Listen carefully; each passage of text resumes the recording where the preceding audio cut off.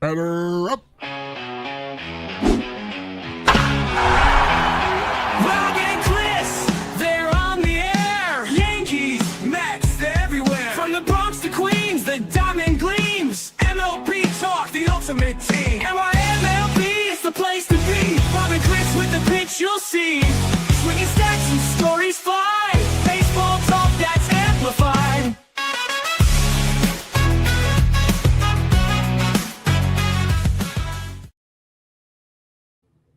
And welcome to a new episode of NYMLB Talk with your hosts, Rob and Chris, as we cover the Mets, Yankees, and all of Major League Baseball. And if you're on YouTube right now, you could hit that sub button. That would be great. We appreciate it.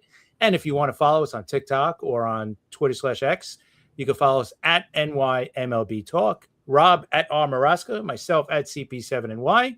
First of all, let's give a quick shout out. Merry Christmas to everybody. Yes. Couple of days. Hopefully safe travels to everybody.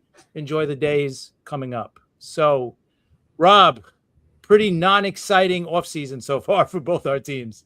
Yeah, well, actually, it's actually for Met fans, it's been a pretty hard offseason, as we know. And now they're just waiting for some big things to get done. But what's going on with the Mets and Yankees and grabbing each other's players? What's going on with that? Yeah, they're just swapping players at this point. But I mean, you're getting, the somewhat better, obviously better players than we're getting. We're just getting the bottom of the roster guys and maybe some AAA depth at this point, right? So, that guy Short, the shortstop, whatever his name is. Yeah, Zach Short, whatever. That's a guy hopefully we don't see in pinstripes. Hopefully that's a AAA guy. It is what it is at this point. I think, people get we're getting a little bit upset because we're antsy because we want the big name signing, right? We want the Bellinger, the Tucker, Amai from Japan or someone like that, or a big trade. But it's just not happening right now because, their asking prices are much higher than either the Mets, Yankees, or any other team wants to sign, or otherwise they would have been signed already, right? So I don't blame some of these teams, right, for not going whatever Bellinger wants, because no team is even close. So he obviously wants 7 or 8 years at this point, and maybe the teams are only offering him 4 or 5. So that's probably why you don't hear much, right? So it'd be kind of cool to get one of these guys signed by Christmas. But I don't think it's happening because we have heard nothing. Like, that's the other part, right? We've heard nothing, at least on the Yankee side. I mean, we've heard nothing at all. We get the, we're the front runner for Michael King, and he's deciding between us and Boston and Baltimore, and then he ends up staying with San Diego. So who knows what the rumors at this point? So maybe nothing is better than hearing fake rumors at this point. Yeah, but it's like I said, it's been tough on the Met fans, and Steve Cohen finally answered some messages on X, right? And he was scolding Met fans. I think you're reading the room wrong, Steve. I mean, I know you're a billionaire. I know you know how to make money. I know you know what's going on and what to do. But sometimes, and you're a big Met fan, so just put yourself in the position of Met fans, how they feel right now, okay? They love Nimmo, Diaz, and especially Alonso, all right? So you got to cut them a break. Yeah, they're upset.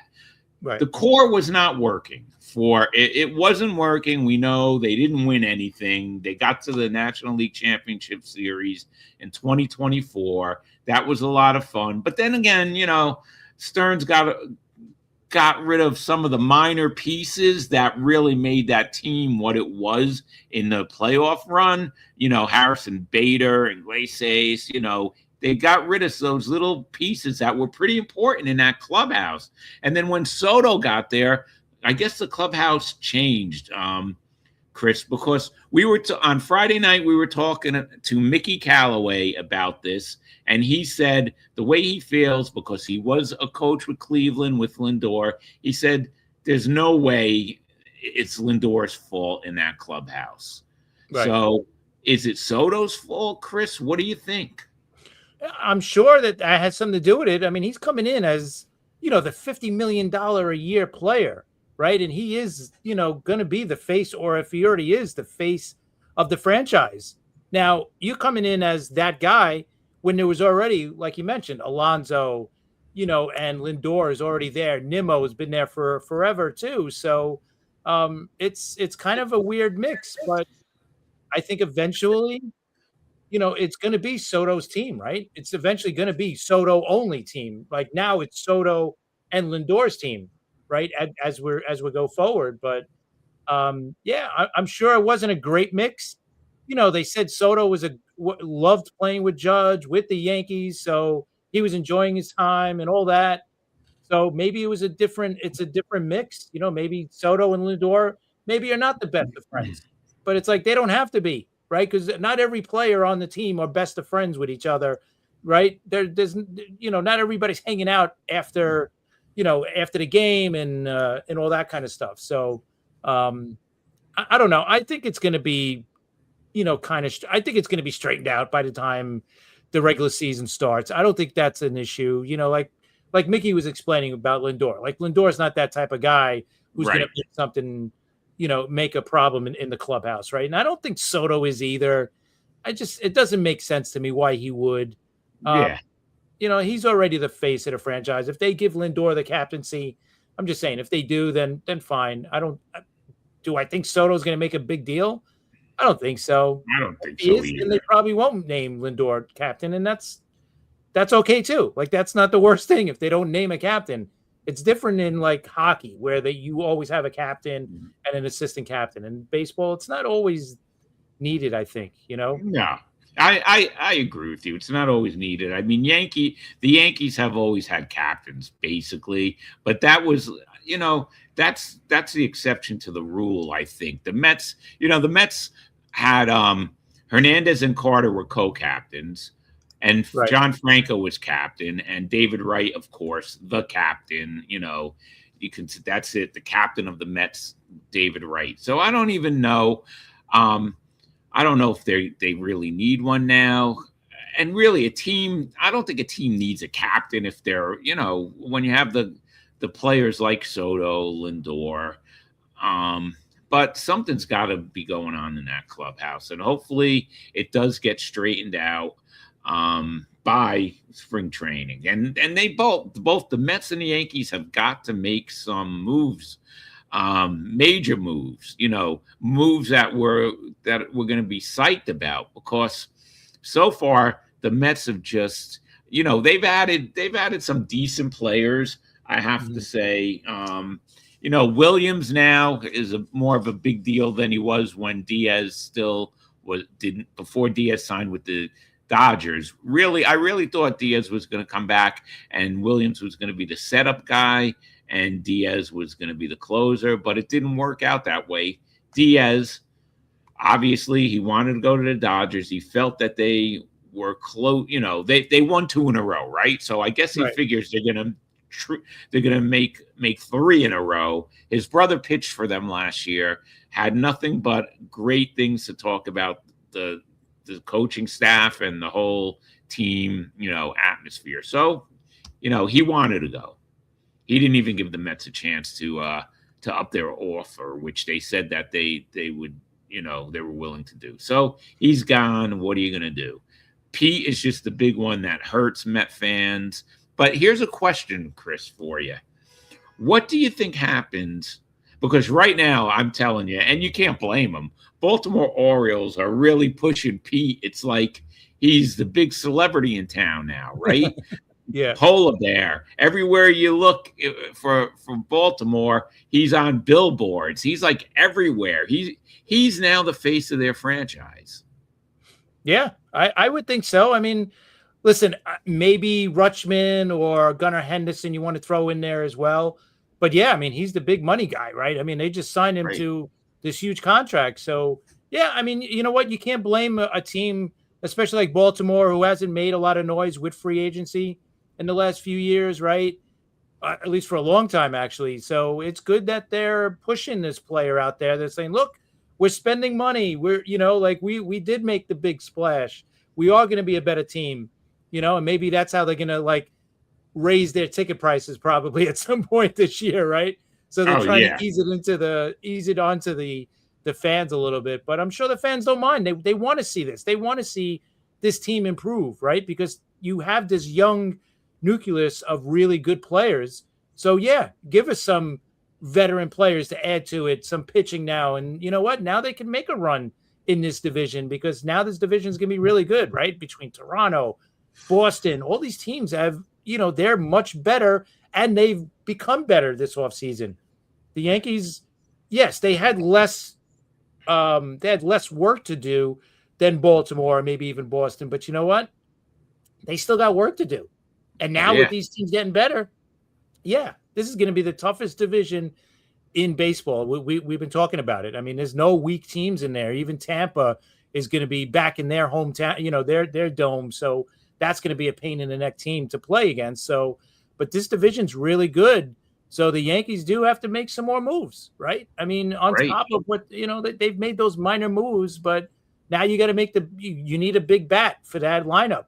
Just like, we've been saying the Mets need a protector for Juan Soto.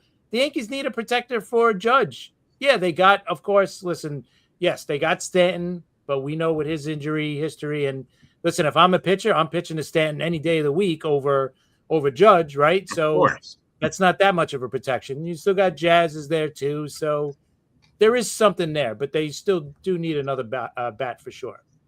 Yeah, Armand, it is funny right now. It just seems like because it's happening in like a little clutter, right? The Mets are doing it and the Yankees are doing it. It's musical trains or musical chairs between the Mets and the Yankees. And you see it more now just because more players move from team to team anyway, right? So now you're bound to see more Yankee Met players playing for both the Yankees and the Mets, I should say. But this year, it seems like it's a lot more for sure than normal.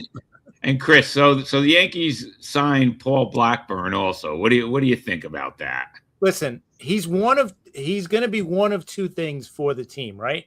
He's either the mop-up guy in the bullpen or an emergency starter, right? Right. Or on the other side, if the Yankees think that they could, you're hearing that they think they could unlock him like they unlocked Weaver when he first came over. That's great. If he becomes like Jeff Weaver, that would be awesome. Can he be that way? I don't know. But yes, I agree. The best is yet to come. But I think, listen, it is what it is. It's a small move. It's not for a lot of money. So who cares? It's a 1-year deal, right? If it doesn't work out, right, they could cut him. So, but it's just another arm. We always say it. You never have enough pitching, right? So this is just another example of that. Yes, we were talking about that before. Yes, me and Chris. Yeah. And former Met, we could say, right? I think he's played like 6 games with the Mets. He had one hit for. He has one career. So I don't know if he's technically a former Met, but he is. Yeah, he is. Not a guy that anybody remembers. It was in 2020 also, so it was in the COVID season, so no one saw him play live for the Mets anyway. So, but yeah, that was another one. And then the Mets stole that 16-year-old from the Dominican Republic from the Yankees. Last week also. That was another move that they made. He had a verbal agreement with the Yankees, and he I guess he decided the Mets gave him what's his name? Wandy Assagen. 16 years old, backed out of the verbal agreement with the Yankees, and he signed with the Mets for $3.8 million. That's a lot for a kid, right? He's one of the top 5 prospects right now, they said. Big prospect at that age. And that money, I mean, you can't blame the kid coming from the Dominican Republic and getting that much money. Yeah. It's just, listen, it's just strange, because the Yankees fired their head of scouting down there and all that. So, but yeah, it's definitely a big loss because, this kid has a chance to become a really good ball player, right? Because he's only 16. But on the flip side, yeah, most of these kids that are signed down there to all these contracts don't turn out well, right? These are just, those extra lottery tickets Yeah, that you get, whatever. And hey, if it hits, it hits, right? And he might turn into a superstar. He might turn into nothing, but you never but know. it's a big blow when it's the Mets versus the Yankees. Yeah, exactly. And I just wanted to say, if you guys did not see Friday night show with Mickey Callaway, former Mets manager Mickey Callaway, check it out in the archives on YouTube because he was really informative, right, Chris? He really he was great Friday night. Yeah, absolutely. I mean, all the times we had Mickey Callaway on have been great conversations because he gives you the Yeah, insight that nobody else can, right? I mean, he's giving you insight as a manager, as a pitching coach, and pretty recent too. I mean, it was only 5-6 years ago that he was, the manager of the Mets. So I think it's great that we're able to have a conversation with him. And yeah, he gave us a lot of information that most people or that we haven't heard yet, especially with the whole Met Clubhouse thing, right? We heard a lot about that. So it's really good. It's definitely worth it to check out. yeah, it definitely is. All right, since we're on, why don't you bring up that picture of the possible new Mets or Yankees uniforms for Oh, next season? By the way, with everything that's going on, this has been out there, and it's crazy. Do you have that? yep. Hold on. Okay. I mean, I'm hoping we don't see this ever, Yeah, I don't want. or Listen, this is or somebody walking around with it because it's really disgusting, to be honest. But it is disgusting. Yeah, look, there it is. Look at that. Possible Subway Series jersey. It is. Listen, I don't want to see anybody. I've gone to Subway Series games where I've seen them wearing hats. There's a breaking news that Armand just said. Jeff So we have to McNeil check the this out. A's. All right. All right. See, we like that. Thanks. Yes. Breaking news. So let's see. Chris, you want to check that out while I check these comments out? Yeah. The A's are acquiring second baseman Jeff McNeil from the Mets.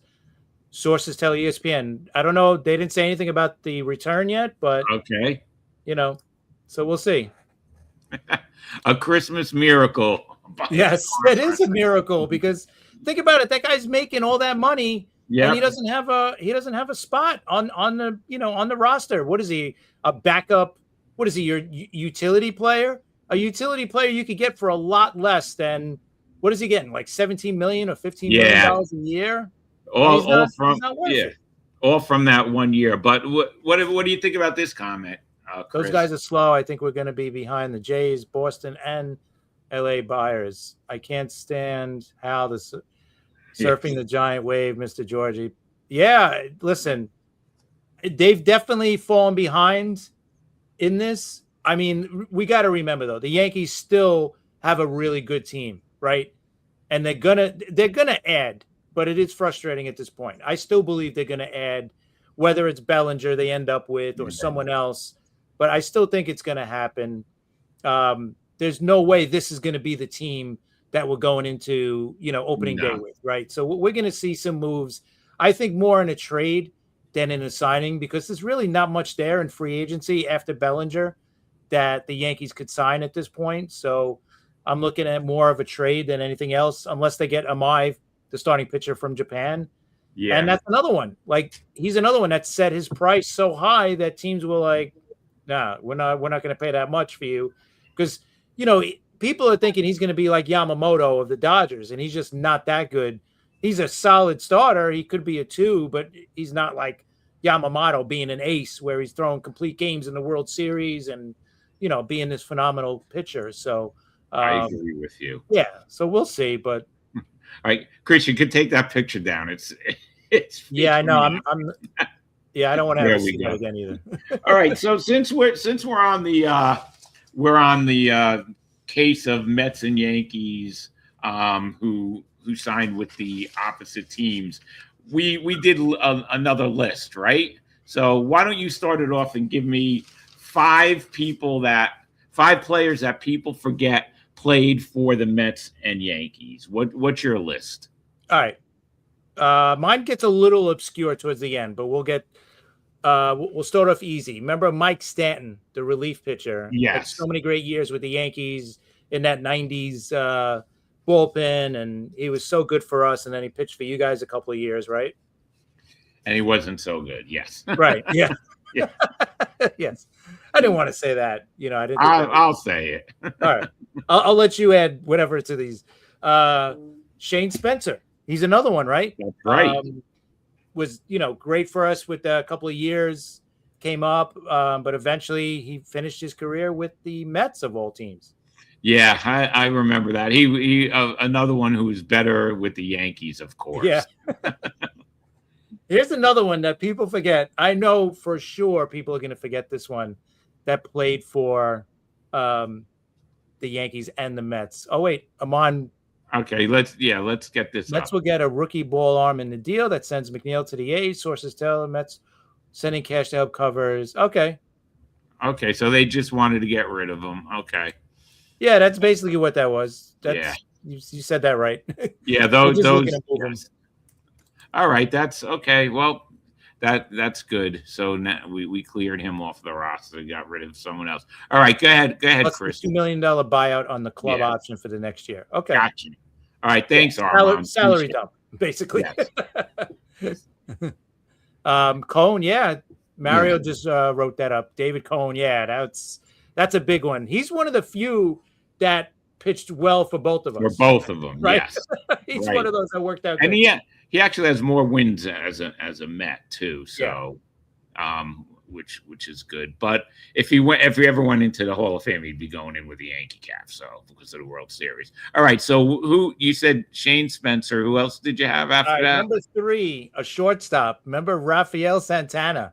Yes, he played for the Yankees. 86 Mets. There you go. He wasn't great for either team, but he was better definitely for the Mets. Well, he won a World Series. He was on the 86 Mets, so yeah, he was in the right place at the right time. All right, that's a good one. And there's nothing wrong with that. There's nothing wrong with being that guy.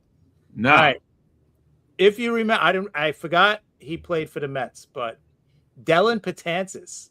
Yeah, I remember that. Yeah, yes, I remember. Another one that wasn't really bad for the Mets, but yeah, that wasn't that long ago either.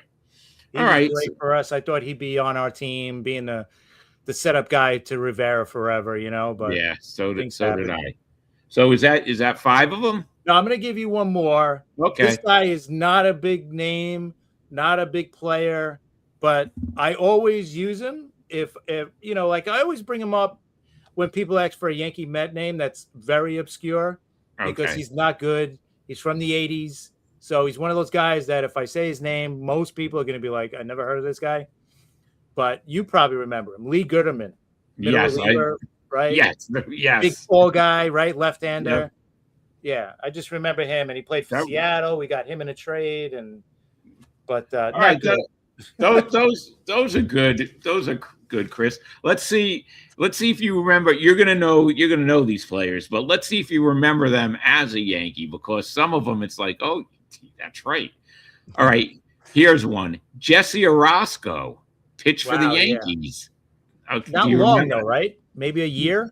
Not even. He pitched for the Yankees in 2003, and he had an ERA of 10.38 for the Yankees. So he didn't pitch that long. All right, so Jesse Orosco, but Jesse Orosco pitched for almost everybody anyway. So and he pitched forever, over 20 years. I mean, right?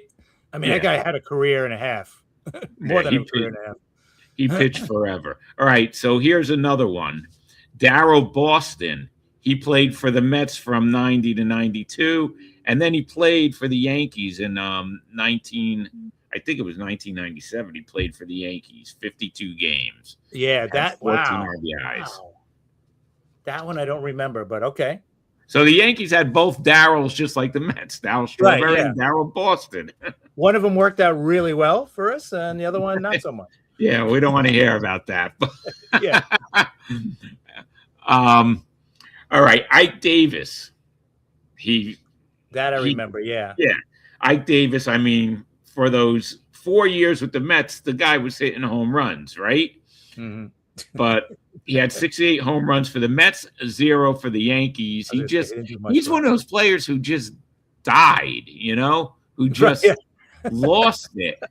I mean, and his father pitched for the Yankees too, Ron Davis. But yeah, Ike Davis. What happened to him? Really? I know. It's amazing when you see a player come up and show so much promise, and you think, "Wow, we're going to have this guy for another decade, right? He's going to be our first baseman forever," and then he just falls off a cliff. It's amazing.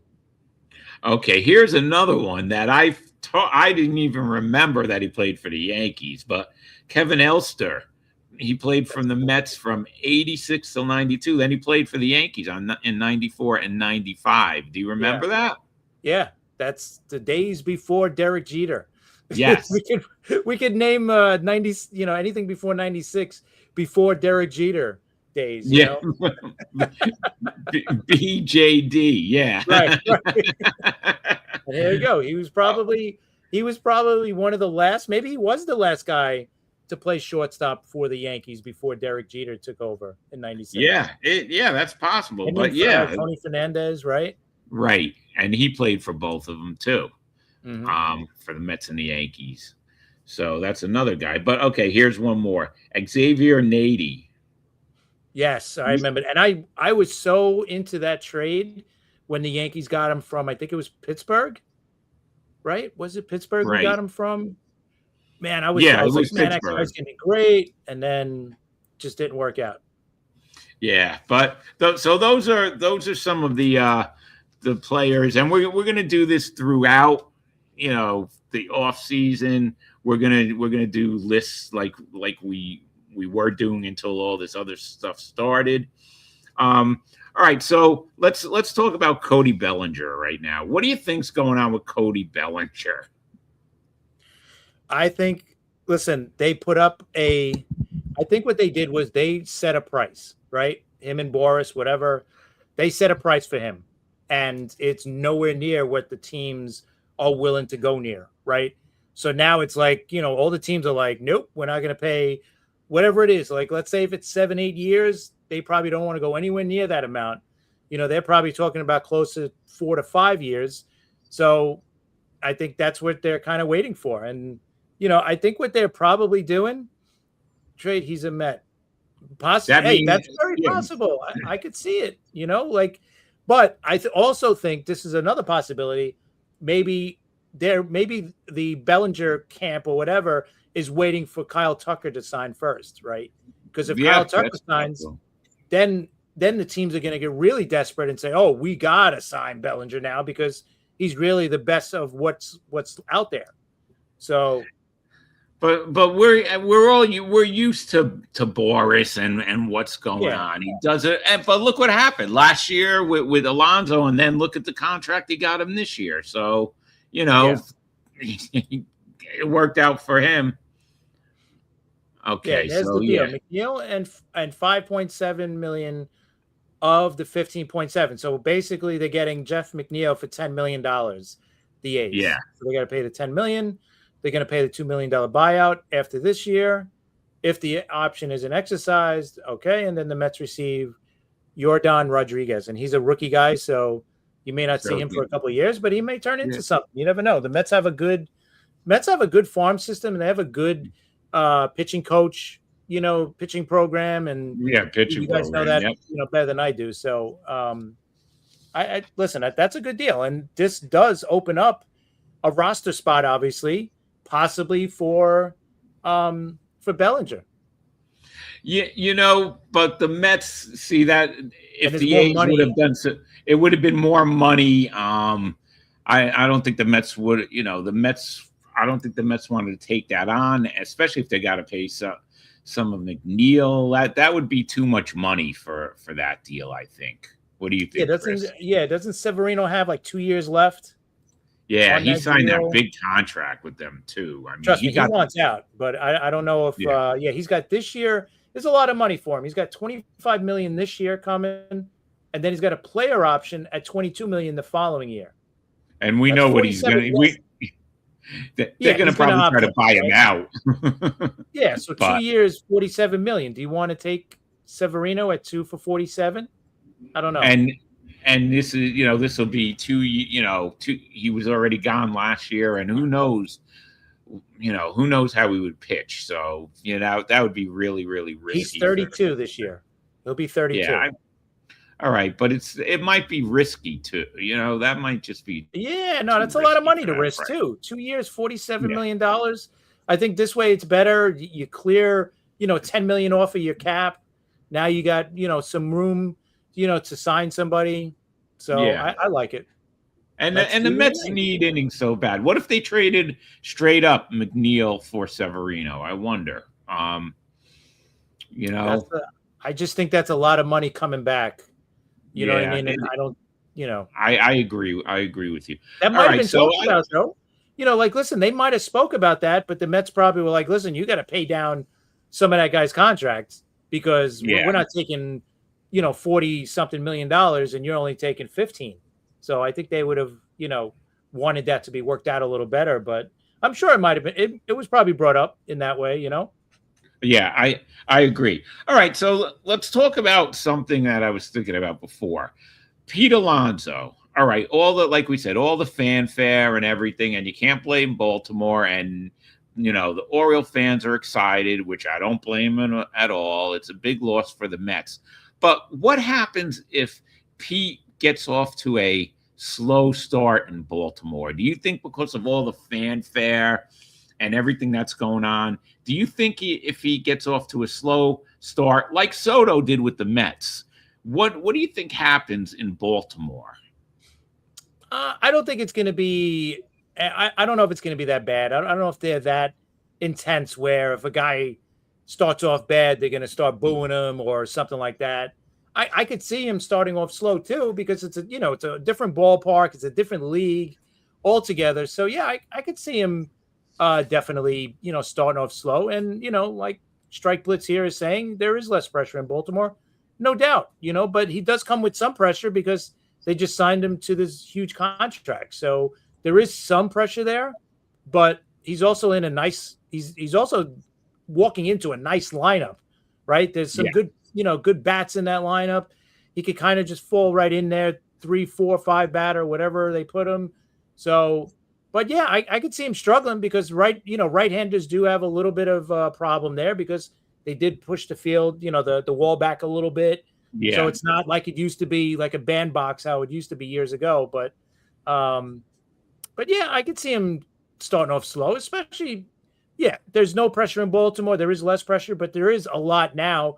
I'm sure he's going to take a lot on him because, I just signed this big contract. I want to hit, I want to hit 40 home runs this year and prove that it was a good contract. So, but yeah, I don't think it's going to be as bad as if he signed in New York and he started off bad. You know what I mean? It's a little different, obviously.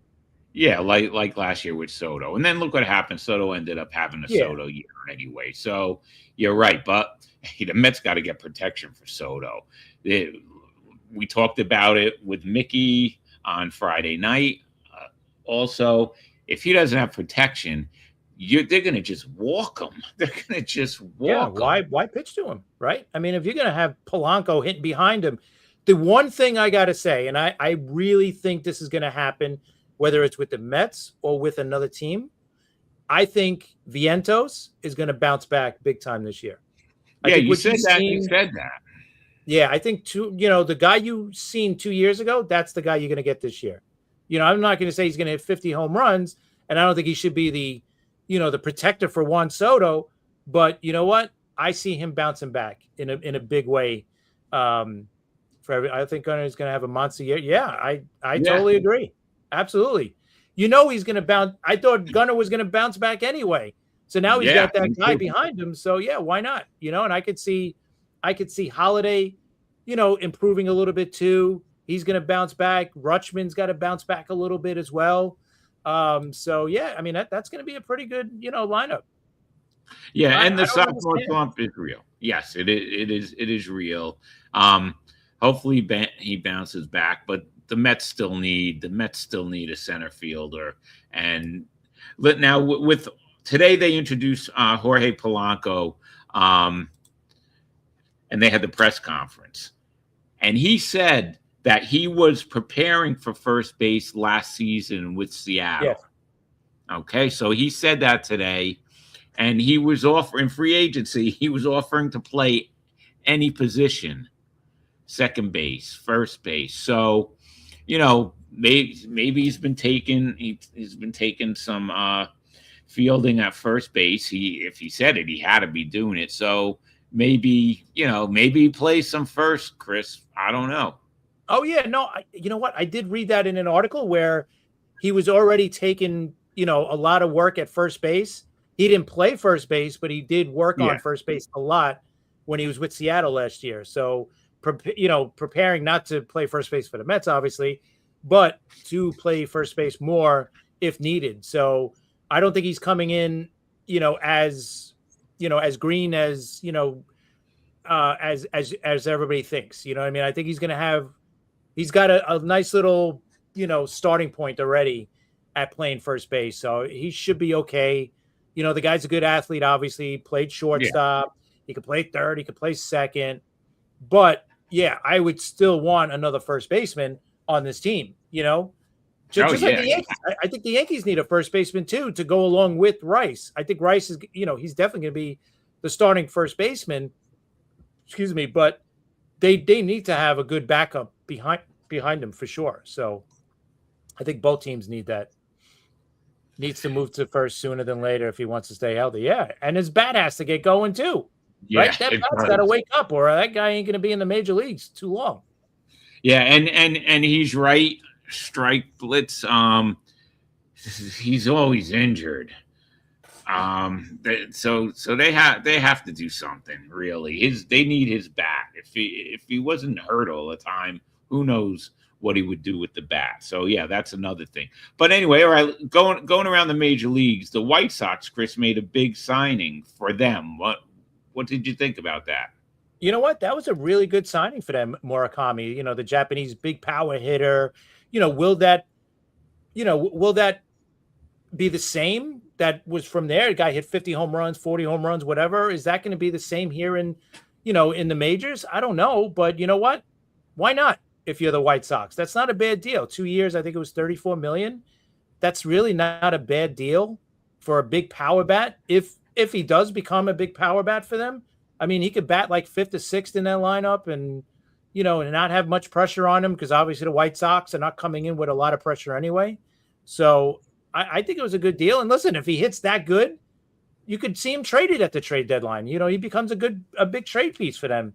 So I think it works out pretty good, and it works out good for him because if he does have a good 2 seasons, he's a free agent at like 28 years old again, which is great. He gets into free agency at the right time, age-wise. So I think it's a win-win. It's a good gamble.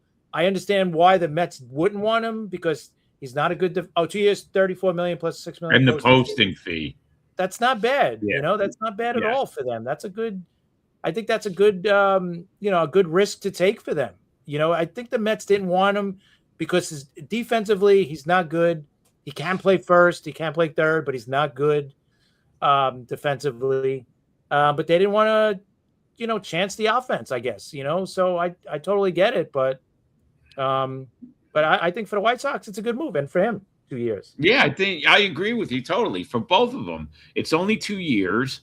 If he hits and he hits like he was hitting in Japan, and the White Sox are out of it at the trade deadline, they could, they could get some good players back for him. And if not, it's only 2 years. And for him, if he does have that power, in 2 years, who knows? He could name his price if he hits that many home runs here. But remember, we also have the other thing looming after next season, the work stoppage. So Who knows how that's going to affect everything? It's still, some people are like, well, I don't think it's going to be that long. I don't know. I think it might be a long work stoppage. What do you think, Chris? I don't know. I don't think so. I just think cooler heads are going to prevail, right? I don't know. I just can't see them being that dumb to let all this momentum that they got. I mean, they are stupid. Yeah, they can be that stupid and be that greedy, but they have all this momentum going their way.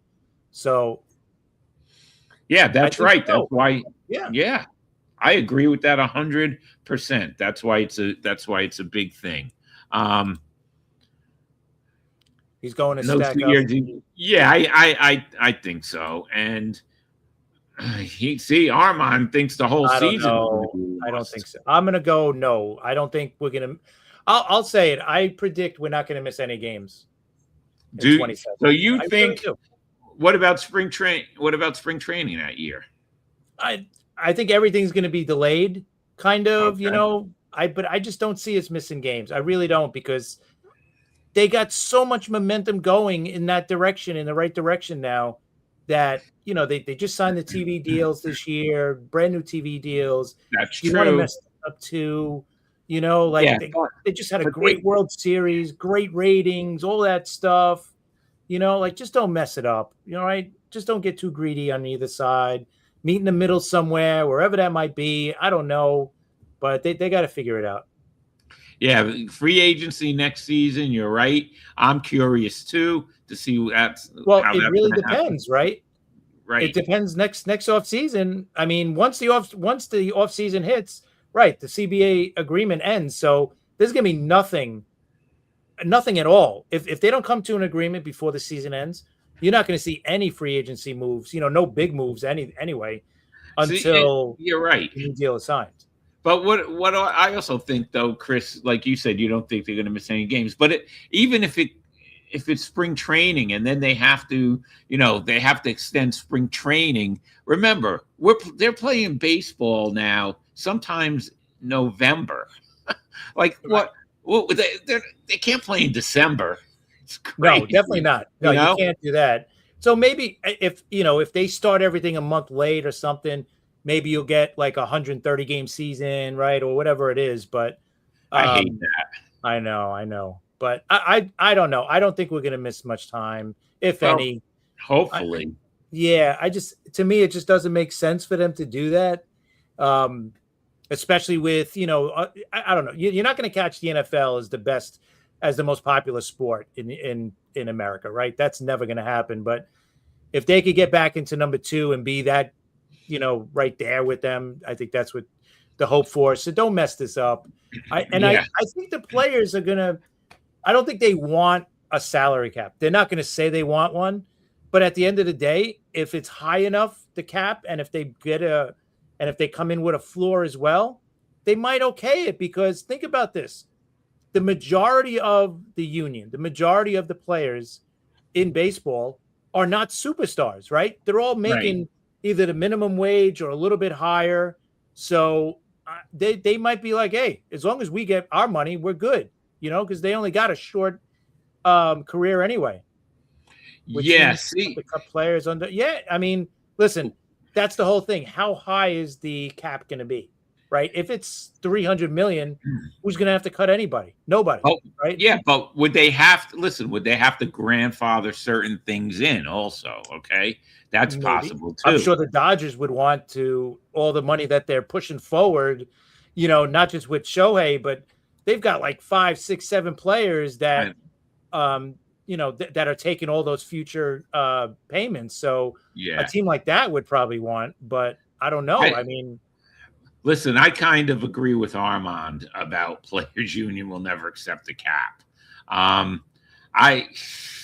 They've never indicated that they would even talk about a cap, really. So I don't know. You got to remember what they're saying in public. That's the union president, right? So of course he's going to say that. And to me, as long as the cap is high enough, like if they say, okay, 200 million as the cap, yeah, of course, the players are never going to go for it. Really? But when you look at, okay, just real quick, I'm going to put this up. Okay. When you look at the teams, right? Right. Right now, there's only 3 teams that are going over 300 million: Philadelphia, the Mets, and then the Dodgers. Toronto and the Yankees are at 280, so maybe they'll go higher. Actually, this is 2026. Let me look at 2025. Here, Okay. let's do it this way.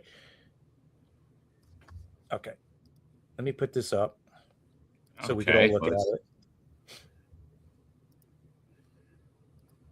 Yeah, because.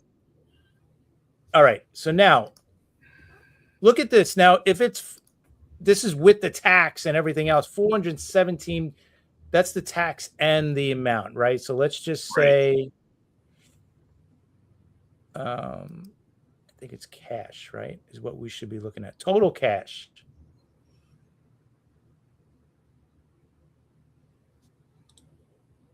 Payroll. All right. I'm trying to see what the total payroll, right? Right. If they're almost at 300 million, like if they make it, let's say 275 as the cap, right? That's not bad, right? Even the big money guys like the Dodgers, the Mets, the Yankees, the Phillies, the Blue Jays now, right? They won't have to worry about cutting that much because every year contracts come off, right? In a couple of years, Stanton's coming off our, the Yankee thing. So that's going to be a lot of money right there. Cole the year after. So, but when you look at it, if they say 100, let's just use a low floor that they have to at least pay, right?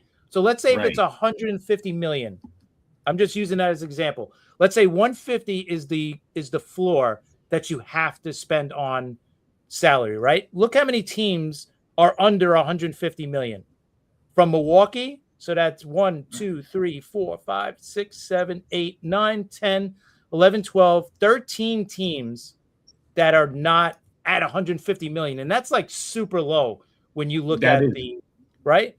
So I think if they do something like that, where the high is say 275 and the low is make it 170. If you make it 175, then you're talking about more than half the league. Look how much more money all those teams have to spend. Right? Right. So all that money is going to go towards salary. So the players would actually probably want that. Yeah, the owners want $180 million. There's no way the cap can only be 180. That's I think it's going to be in the 200s. See, that's where I think the players and the union and the owners could try to figure that out. So if I'm the players union, I'd say, okay, if you want a cap, it's got to be like 275 and the low's got to be 150, or 250, 150 at least. That would be like where you could work with at least. And then all that money is going to go back into all those teams that have to get to the 150 range. So I think they really would do it. Yeah. And what if there's a cap? Forget that. That ain't happening. That's not happening. No. They'll have, they'll have, the special days where we see now with the Yankees and Mets and stuff like that. But Dunn is even throughout the league thought it's the balance. Yeah, I think 180 is way too low. It is. I don't know how, teams like the Yankees, Mets, and Dodgers are going to get to 180, right? I mean, that would be crazy. Think about it. The Mets are paying one guy $50 million when you think of it that way. The Yankees are paying one guy $40 million. Yeah, well, yes, right. Yes, that's correct. That is correct. But that's what I'm saying. If the bottom is high enough that the players say, okay, right? Because that's the big thing to me. The floor is more important than the cap because you're going to get all these owners to spend so much more on salary if you do that. Even if it's only 150, like we said, that's about half the league has to spend more money, right? Yes, right. And the big guys are always going to go right up to the cap no matter what. Yeah, right? The Yankees, Dodgers, all those teams are going to go right up to the cap, whatever it is. If it's 250, 275, whatever it is. So I think there's a possibility. As long as if it's 180 as the cap, no that won't happen. That ain't going to happen. If it's like 250, 275, I think that's something that the players would be like, okay, if it's 250, the bottom better be at least 150. I don't know. That union's so strong, but we shall see. yeah, we'll see what happens. All right, we got to go back to the American League East again, Chris, because the Boston Red Sox also made a trade. Why don't you talk about that for a minute? Oh yeah, I mean they brought in Wilson Contreras, right? I think that was a pretty decent trade. I don't think they gave up a lot for him. Hunter Dobbins, I know Yankee fans remember him. He's the guy that said he'll retire before he plays for the Yankees. Which is BS, by the way. Playing. Yeah, of course. We know that. Like, come on. The guy just started Major League Baseball and he's already, talking trash, which is fine. Listen, Yankees, Red Sox, you're allowed to talk trash like that. But Contreras, listen, the guy's been around a while. He's going to be 34 years old. He's had some injury. He's got a little bit of an injury history as well. Last year, 20 home runs, 80 RBIs, batted .257, playing first base now. He's away from a catcher. Scares me. Boston's going to be a good team. They got a good young team now, right? They got rid of a lot of their bad contracts. So now they got this nice young team with all these prospects up now. Roman Anthony obviously really played well last year until he got hurt. I mean, listen, they got the pitching. They traded for Sonny Gray. So, yeah, the Red Sox are going to be one of the favorites for sure in the American League. I mean, they got a really good team. I mean, this is not a bad move. It just gives them more flexibility to do stuff now, right? Because now if they want, they could trade Cassis, their other first baseman, possibly, right? They can move him for a pitcher if they need him or whatever. So I thought it was a good move. I didn't think it wasn't like a game-breaking move here. It wasn't getting Alonso. Yeah, he would have been good for the Mets too because they could have used him at first base. But it's not a move where I'm like, oh, that's it. That's the end of the season for any of us, So, yeah, he has decent numbers as a first baseman.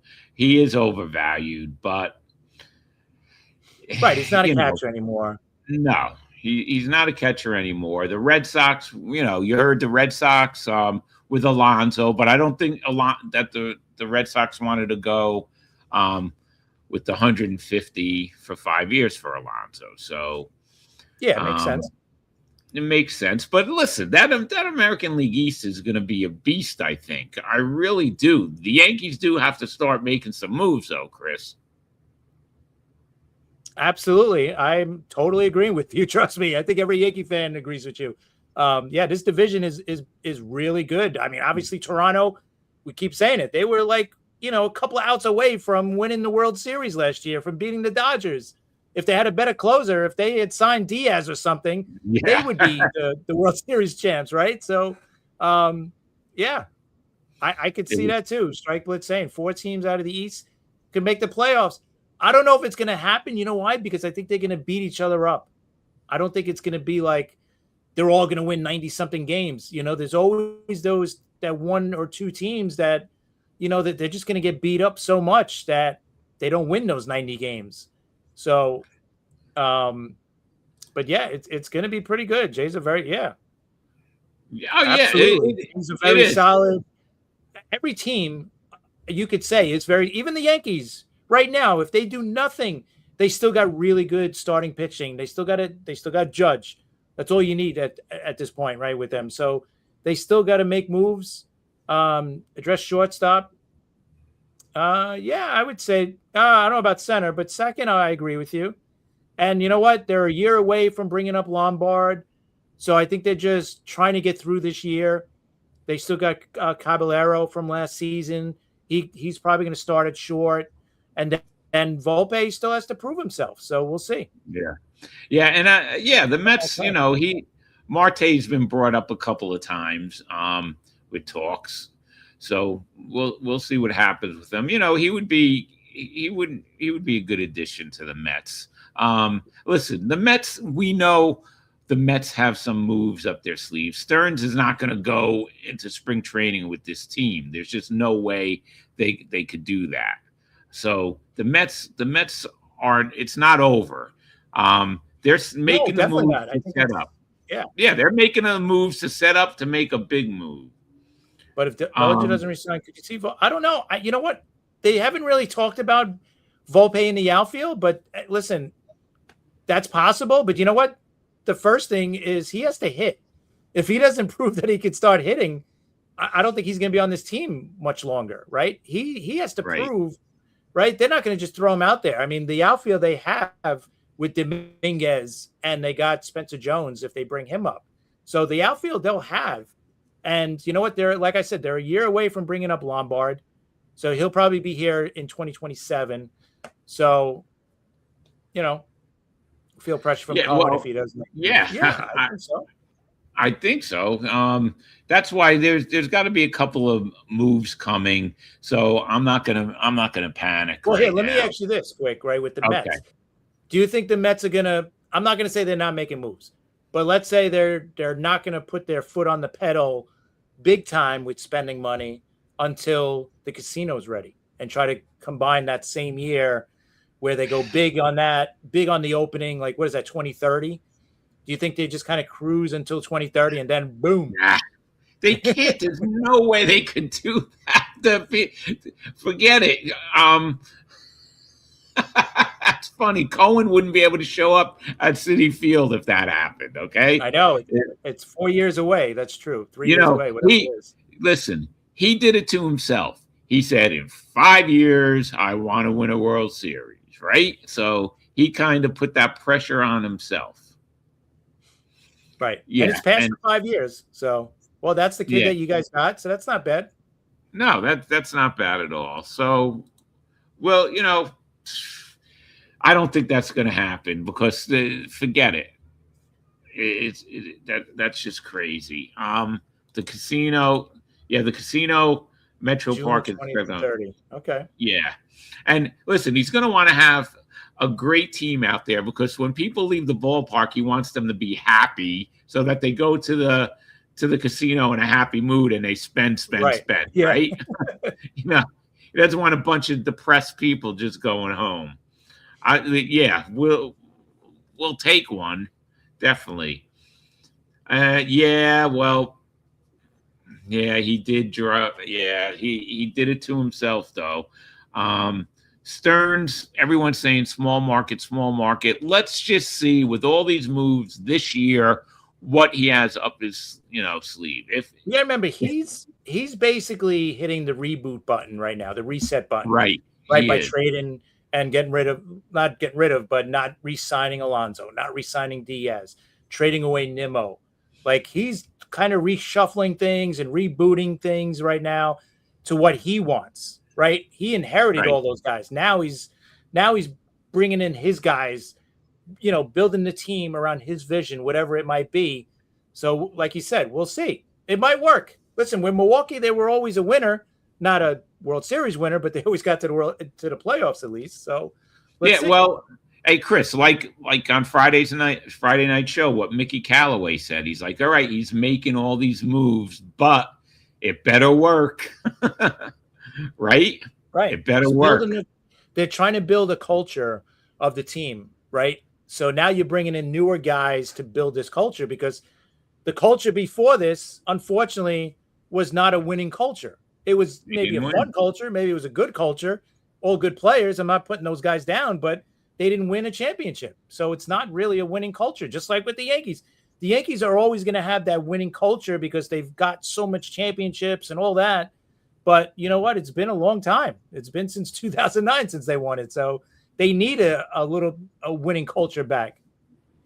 Yeah. Well, Soto, it wasn't a miss. So even though that was Cohen, but Soto's not a miss. Soto's going to be like what you just seen last year. I mean, that guy is just going to be a hitter every year. Yeah. And Armand, you're absolutely right. Of course. And you can't blame the guy for being pissed about that. Yes, so that's what I said. Soto was Cohen, but that's true. He's right.